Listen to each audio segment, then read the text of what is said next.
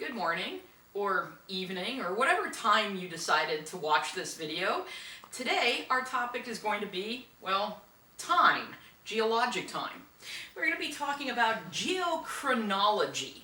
Anytime you see chrono in a word, we're talking about time. So geochronology is the science of determining the age of rocks. In fact, if you study geology, you can actually decide to specialize in geochronology, where you work on figuring out exactly how old different rocks are. Now, when we're looking at when things happened in geologic time, we can either do relative dating, which is where we put things in a sequence of events, like something happened before something else or after something else, and don't actually put any exact numbers to it. Or we can do what's called numerical dating. Some books call that absolute dating. And I tend to prefer numerical because it describes exactly what we're doing. We're giving the age of an event or the age when rocks formed in a certain number of years ago. So we're going to go over both relative dating and numerical dating, and hopefully this is a little bit of a review for you from physical geology, but it is very important, and so that's why I'm going to have a quick review of some of these principles with you. So basic rules of relative dating, some of these are kind of the same as Steno's principles of stratigraphy, right? Superposition, the older rocks are at the bottom of an undisturbed sequence and they get younger and younger towards the top. And I know I showed you this before, dead horse point. Right? The oldest rocks are going to be at the bottom and they'll get younger as we move towards the top. Also, original horizontality. Rocks start out originally horizontal like this. So if we see rocks that are not horizontal, like these ones, we know that something happened after those rocks formed. And then there's lateral continuity, where rocks originally extend in all directions until they thin to nothing, or what we call pinch out. And so if you see a rock formation that doesn't get thinner and thinner and thinner and pinch out, it ends abruptly, you know something happened after that rock formed. Now, other principles of relative dating include cross-cutting relationships. And this is any feature in a rock that cuts across another feature is younger. For example, right here, we have three different things. We have this white dike, we have a fault, and we have the gray rock. Well, the gray rock came first. Then the white dike came. How do I know that? Well, that white dike cuts across the gray rock. We can't cut through something that doesn't exist yet. So we know the gray rock came first, the white dike came second, and the last thing was this small fault right there. We know the fault came last because it moved, it displaced that white dike, so it cuts across that. And that's how we use cross-cutting relationships to figure out what came first, second, or third. It's like a little puzzle to solve. Now we also have the principle of inclusions, and that's anything that's included within another rock is older than the rock that it is in. And we see that right here. We have the Town Mountain granite, and then we have these little xenoliths of pack saddle schist. Well, the schist is older than the granite because it is an inclusion. It's not like that granite existed and suddenly those schists spontaneously generated inside there. They are older, and as that granite was being emplaced, it kind of picked up pieces of the country rock and included them. And so these are going to be older than the surrounding granite. So using those 5 principles of relative dating, you can come up with basically an order of geologic events that occurred, but you're not going to be able to say exactly like how many thousands or millions of years ago those occurred. Now, when you are figuring out when things happened in Earth history, it's also important to be able to recognize if you are missing any time, right? You need to be able to recognize that you just don't have data from a specific time period. And again, this is a little bit of a review. Remember your unconformities. This is where we have a gap in the rock record. We don't have any rocks from a particular time because either those rocks eroded away or maybe nothing formed during a time period. It just was a place where nothing was accumulating, so there's no records that were created in the rocks. And remember, you can have an angular unconformity like this, where the rocks below the unconformity are at an angle to the ones above. You can have a non-conformity, which is between intrusive igneous rocks or metamorphic rocks that formed deep underground and sedimentary rocks. Right? Here's our non-conformity. We have metamorphic gneiss underneath and sedimentary sandstone above. And then we also have those disconformities that are a little more difficult to identify because they are between parallel layers of sedimentary rock. So for example, in this cross-section of the Grand Canyon, we have all three of these types of unconformities. Down here we have a non-conformity between intrusive igneous rock, metamorphic rock, and sedimentary rocks. We have an angular unconformity between these rocks that are at an angle to the ones above, but then we have these disconformities, right, where we have parallel sedimentary rocks, but we have a gap in the geologic time between those. So just make sure that you are able to tell the difference between or among these different types of unconformities. All right, now when we are studying geologic history, the records that we are studying are the rocks. But there's a difference between the actual rock units and geologic time. Time periods include the entire time represented by the rocks, as well as any amount of time that's represented by unconformities, where those rocks have been eroded or just weren't formed. Rocks are just the preserved record of the time at a specific place. So this brings about something where we have our time rock units and we have our geochronologic units, our time units. So the biggest unit of geologic time is the eon. A little bit less time is the era. Then we have the period. Generally in geologic time, in this class, we're going to focus on what was happening in different geologic periods. But you can break down the time of the period into epochs, ages, and crons. Now the rock units get different names. So the rocks from a certain time period are called a system. So what I want to show here is, for instance, this is representing, imagine this as kind of a stratigraphic column or so. This is representing the Cambrian period of time, including some times when rocks were eroded or just didn't form.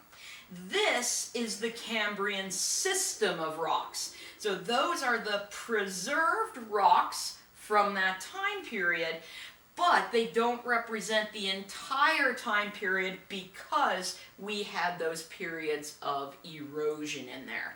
So just remember, the entire amount of time is the time period. The rocks that are preserved from that time period are the system of rocks. So here we have a whole bunch of rocks that from about here up to here formed in the Mesozoic.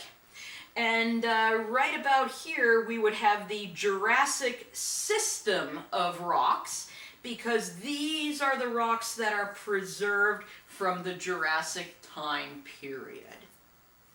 All right, so let's talk about the geologic time scale. Throughout the rest of this class, we're going to be looking at what happened during different segments of time. Like, how did Earth change during these different eons and eras and periods of time? And many of these units of time have very unique names to them. So I want to introduce you to the time scale, which I happen to be wearing today, but I also want to show you where the names came from, because there are reasons for this. So let's start with our eons, right? Those are the largest time spans in geologic history. The earliest eon is the Hadean. And the Hadean goes from 4.56 to 4 billion years ago. Remember, GA stands for giga-annum, which means billions of years. Now, how did it get its name? It comes from Hades, the Greek god of the underworld. And that's because the Hadean Earth was a very inhospitable place. It began with like a magma ocean covering the planet and stuff like that. And so that's why it got that name. Now, next in our eons comes the Archean. The Archean goes from 4 to 2.5 billion years ago. And this comes from the Greek root word arche, which means ancient or beginning. You've seen this Greek root word in the science of archaeology, right? Which is the study of, ancient humans and the structures they built. And the Archean is just an ancient time in Earth history. And then we have the Proterozoic, which goes from 2.5 billion years ago to 541 million years ago. Here we see the abbreviation MA, which stands for mega-annum, or millions of years. Now, this name comes from the Greek root word protero, which means earlier, and zoic, which means life. Originally, when geologists were studying rocks, they didn't think that there was any life preserved in these rocks. But as we started looking more microscopically at the rocks, we found out there's actually a rich number of fossils preserved in there. It just happens to be that they're smaller, so they're harder to see. So this time period got named basically earlier life for these primitive early fossils. And then our last eon, which is the eon we live in, is called the Phanerozoic. And the Phanerozoic goes from 541 million years ago to today. And this comes from the Greek phanero, which means visible, and then you see zoic, life. So it means visible life, because these are the rocks where we first start seeing numerous, abundant, macrofossils, fossils that you don't need a microscope to see. So those are the eons that we have in Earth history. Now those eons are broken up into smaller time periods called eras. And there are lots of Greek root words used in naming these and other time divisions. And so some of the Greek root words to be familiar with are things like eo, meaning dawn.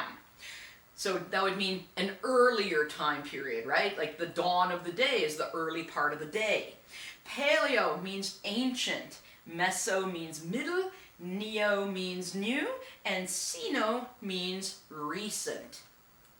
So in the Phanerozoic eon, right, the last 541 million years, we have the Paleozoic, right, the ancient life, right, ancient life. That goes from 541 to 252 million years ago.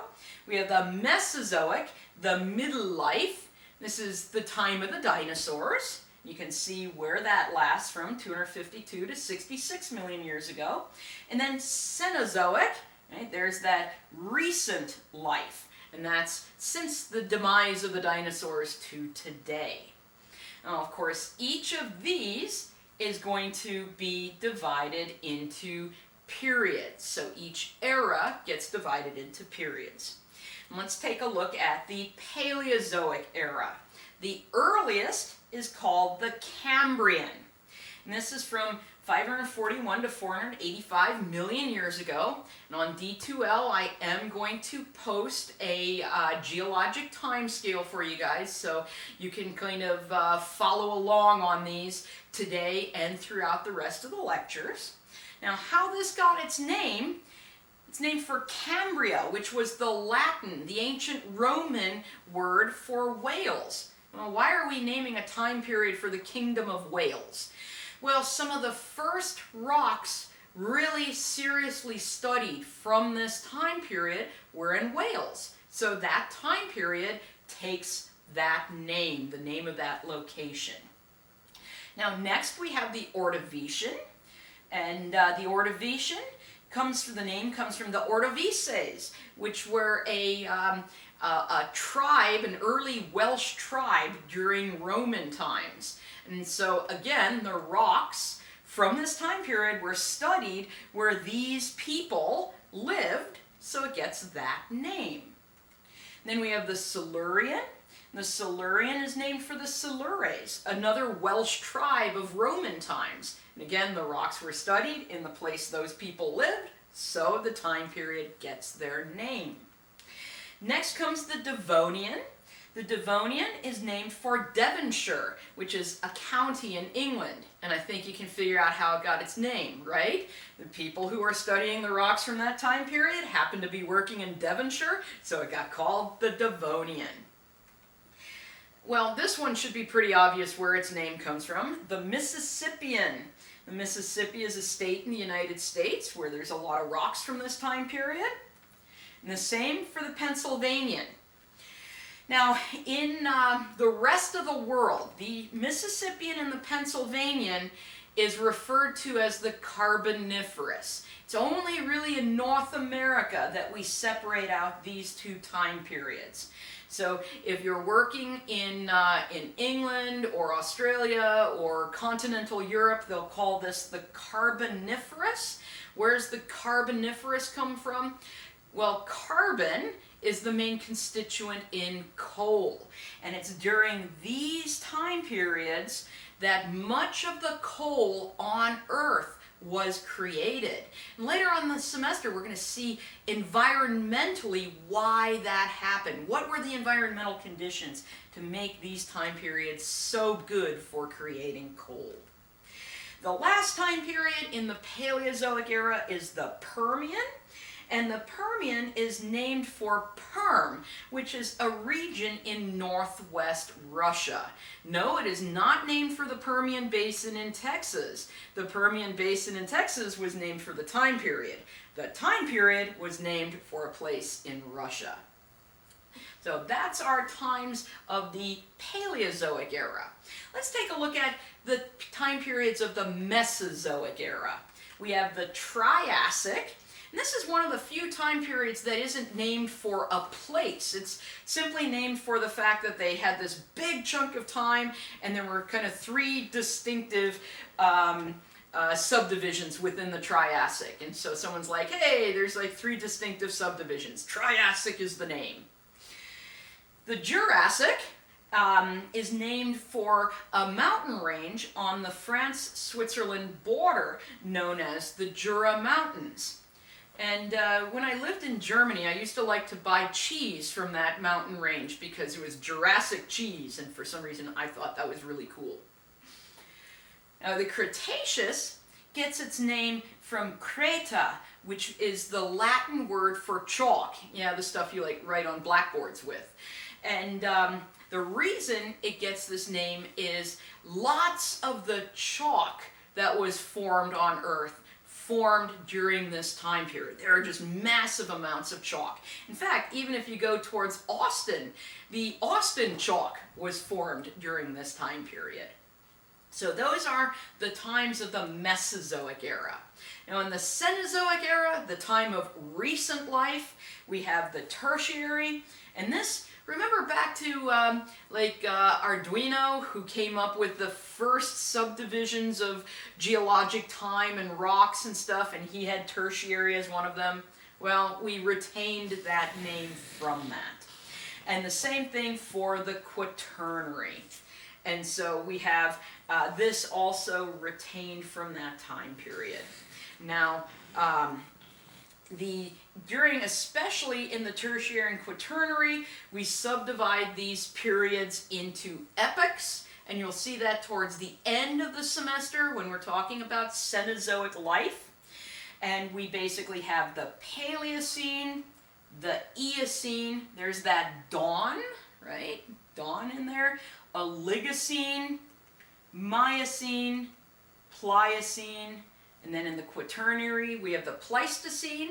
This is basically, if people talk about the last ice age, that's this time period.